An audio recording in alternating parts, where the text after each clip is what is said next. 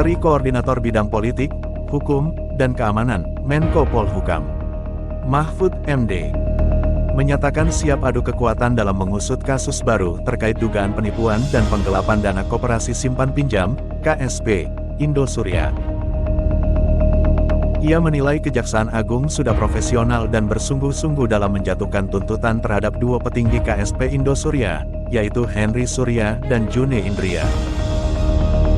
Namun, Majelis Hakim Pengadilan Negeri Jakarta Barat justru menjatuhkan vonis bebas terhadap keduanya. Padahal, berdasarkan diskusi yang digelar pihaknya bersama Kejagung, Kabareskrim, Menteri Koperasi, dan Pusat Pelaporan dan Analisis Transaksi Keuangan, PPATK, mereka meyakini bahwa dua terdakwa tersebut dijatuhi hukuman pidana. Oleh sebab itu, kalau begitu main-mainnya, mari kita kuat-kuatan saja. Dia boleh membayar siapapun agar aman, kita kejar terus agar dia membayar terus juga. Kan, kasusnya banyak ini, ujar Mahfud di kantor Polhukam, Selasa, tanggal 31 Januari tahun 2023. Mahfud menegaskan bahwa Indosuria yang bukan merupakan koperasi telah melakukan tindak pidana pencucian uang. Dengan menghimpun uang dari masyarakat senilai 106 triliun rupiah. Indosuria itu himpun uang dari masyarakat, padahal bukan bank. Kan, tidak boleh. Kemudian dimanfaatkan dalam bentuk-bentuk kegiatan ekonomi yang tersembunyi.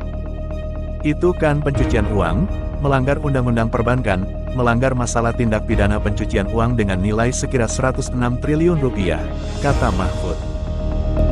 23.000 korban itu bukan anggota koperasi. Kalau koperasi itu kan anggota yang boleh begitu.